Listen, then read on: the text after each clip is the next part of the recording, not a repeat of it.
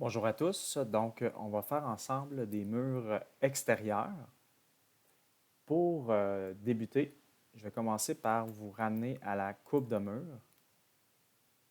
Dans la coupe de mur, on voit qu'on a un mur de fondation, un mur extérieur avec revêtement léger dans le haut et un mur extérieur avec revêtement de maçonnerie dans le bas. Donc, nous, ce qu'on va créer en premier, ça va être ce mur-là ici, avec les matériaux qu'on voit juste ici. On va commencer par ça.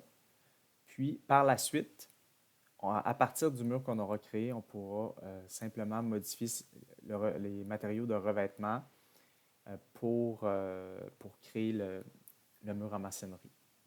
Donc, allons dans Revit. Je vais mettre dans le plan de sous-sol, ici. Je vais aller dans Architecture, Mur. Je vais aller chercher Mur de base générique EXT 200 mm. Je vais faire modifier le type. Je vais dupliquer et je vais créer mon mur revêtement léger. Alors là, il me dit qu'il existe déjà un mur de ce nom-là. Je vais simplement réessayer. C'est parce que j'ai déjà fait pour me pratiquer. Je l'ai déjà créé. Donc, moi, je vais l'appeler mur revêtement léger 2. Alors, je vais aller maintenant dans Modifier. J'ai un mur très basique. Je vois ici, j'ai cliqué sur Aperçu. Donc, si je clique, je vois la structure de mon mur en plan.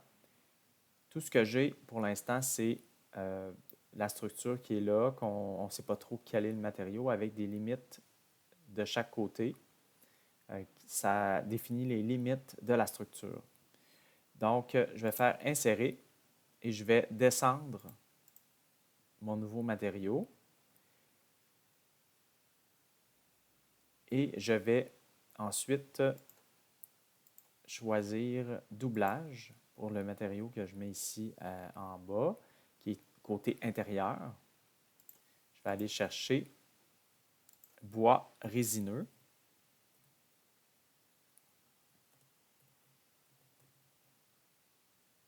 J'aurais pu écrire résineux en premier. Je fais OK. Je mets une épaisseur de 3/4 car c'est une fourrure de bois. Ensuite, je vais faire encore insérer, je descends. Et là, ça va être le gyps. Alors, je vais avec finition 1, panneau de gyps.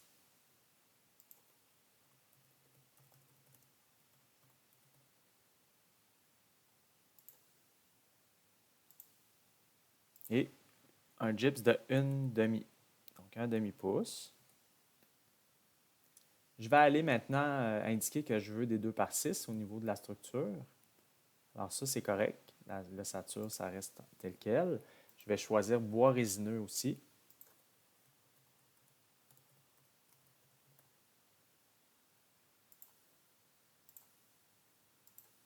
Et un 2/6, ça a en largeur 5 pouces et demi.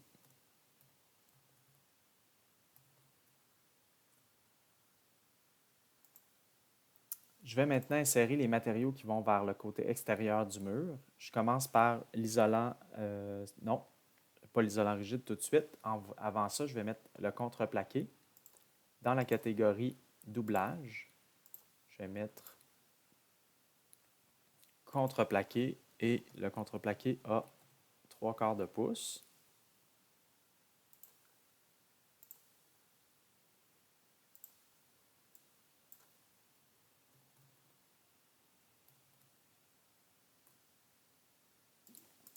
Je rajoute mon isolant rigide, là c'est le temps. Donc, isolant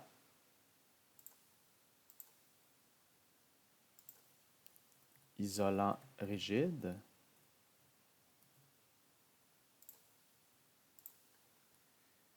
Puis d'une épaisseur de 1 pouce.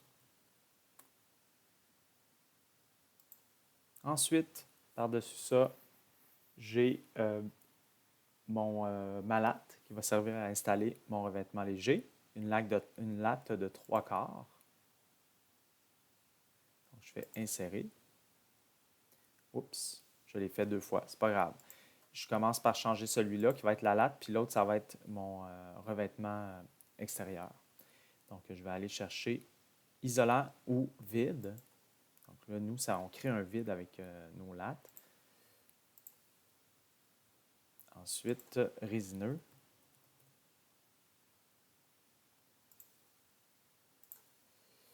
D'une épaisseur de 3/4. Pour l'extérieur, je mets une finition et je vais mettre bardage clin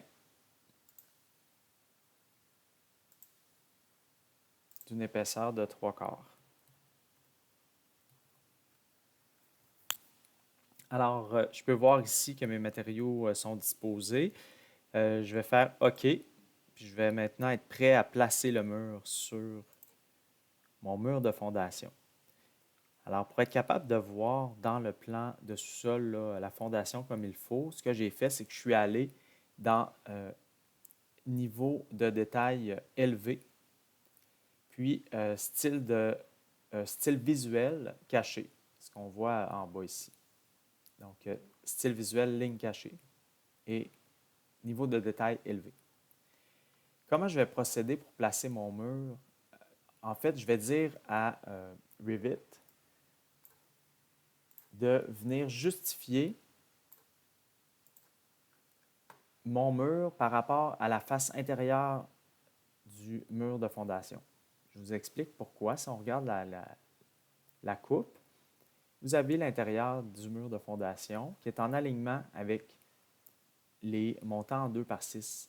Alors, si je place mon mur et que je dis de justifier mon mur, de placer le positionnement de mon mur par rapport à la face intérieure des 2/6, bien, je vais être en alignement avec le béton. Puis ça correspond à la réalité de la construction que je souhaite avoir. Alors, pour ça, je vais dans les propriétés ici, au niveau des contraintes. Les contraintes dans Revit, c'est très important parce que c'est ça qui va en fait positionner comme il faut nos matériaux. Alors, je vais choisir NU, porteur intérieur. Donc, mur porteur, face intérieure. Ça, c'est fait. Je vais dire à Revit que je veux que mon mur commence à partir du dessus de la fondation. Ça, c'est les niveaux qu'on a créés qui apparaissent. Et je vais lui dire, pour le moment, je pourrais changer ça par la suite, que je veux que ça se rende jusqu'au niveau de l'étage. Je m'approche, puis là, je me mets quand même assez proche pour ne pas accrocher parce qu'on voit dans Revit qu'on a plusieurs choses qu'on peut accrocher. Donc, on s'approche assez près du coin du mur de fondation. Je clique une première fois et je vais dans le sens horaire. Je clique une deuxième fois. J'ai un message, un avertissement qui apparaît. Ce n'est pas grave, je n'en tiens pas compte. C'est simplement parce que le mur n'apparaîtra pas. Je vais vous expliquer pourquoi après. Fait que je fais juste cliquer pour faire le tour de mon mur de fondation sur la face intérieure. C'est super important de cliquer au bon endroit. Et je termine. Mon avertissement apparaît tout le temps. Je peux faire Escape pour sortir de la commande, échapper. Et là, mon mur est là, mais je ne le vois pas. La raison est bien simple, c'est que je suis sur le plan d'étage sous-sol. Pour le voir, il faut que j'aille dans rez-de-chaussée. Mais là, je le vois, je vois bien le mur. Par contre, je ne sais pas s'il est bien positionné. Je pourrais aller voir en vue 3D. Ça me donne une idée globalement, mais je ne suis pas encore certain si le mur s'est vraiment bien positionné. Alors, ce que je peux faire, c'est que je vais faire une coupe dans le bâtiment.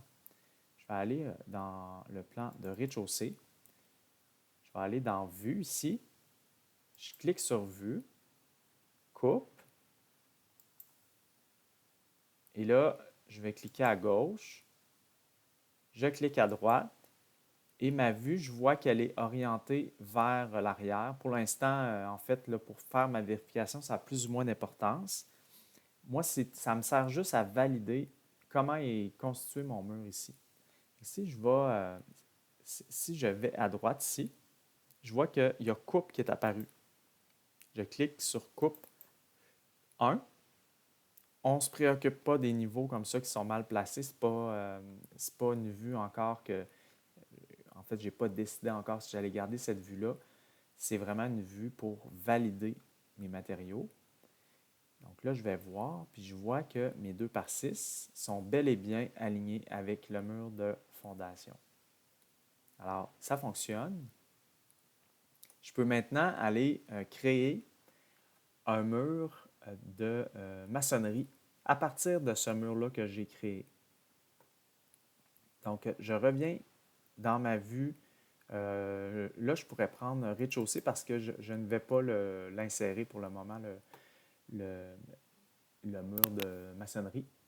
Alors, je vais dans Architecture, Mur, c'est toujours la même chose. Bon, il me demande d'enregistrer le projet, je l'enregistre. Et dans le fond, mon mur que j'ai créé tout à l'heure, je vais aller faire une autre version. Je vais faire un dupliqué. C'est toujours la même chose. On part d'un type qui existe, puis on le modifie. Alors, je vais modifier le type. Je vais le dupliquer. Je vais changer le nom, puis je vais l'appeler maçonnerie.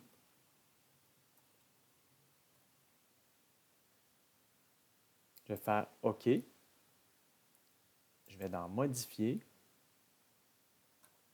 Et là, ici, j'ai deux matériaux que je dois changer parce que tous les autres sont pareils.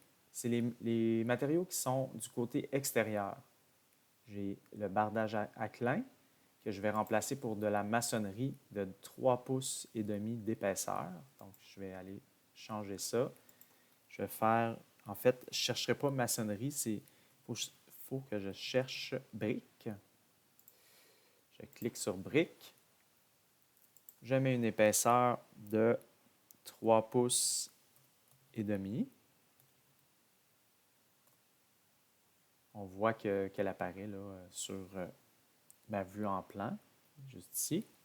Et il me reste ici, au niveau de l'espace, je vous montre la coupe de mur qu'on a fait en archi. Ici, pour le mur de revêtement léger, j'avais une latte par-dessus l'isolant. J'avais notre revêtement qui est installé sur les lattes qui sont verticales. Dans le cas de la maçonnerie, la différence, c'est que j'ai exactement le même isolant rigide, mais j'ai un espace de 1 pouce pour permettre à l'écoulement des eaux, s'il y a de l'eau qui s'infiltre et tout ça, puis l'assèchement aussi. Et j'ai également, par la suite, j'ai ma maçonnerie de 3 pouces et demi qui repose sur une fondation qui serait plus large, là, qui serait de 10 pouces lorsque j'ai à appuyer la maçonnerie. Donc, c'est cet espace vide-là que je dois créer comme matériau. Ce n'est pas un matériau, mais je dois dire à Revit que j'ai besoin d'avoir du vide. Alors, je vais changer l'épaisseur ici. Donc, la largeur de ce vide-là, c'est 1 pouce au lieu de 3/4. Et ici, dans les matériaux, j'en ai un qui s'appelle surface d'air. Alors, je clique là-dessus. Et voilà, mon mur de base maçonnerie est créé. Alors là, je ne vais pas l'installer. La suite pour votre projet, c'est de créer, à l'aide de l'autre vidéo qui est disponible dans le cours 5, de créer un mur empilé à l'aide de ces deux murs-là. Un mur empilé, vous allez voir que c'est un mur où j'ai deux compositions différentes, mais c'est un seul mur sur toute sa hauteur. Donc, allez voir la vidéo pour faire la suite. On a fait ces étapes-là ensemble parce que vous en aurez besoin pour le mur empilé. Donc, merci de votre écoute.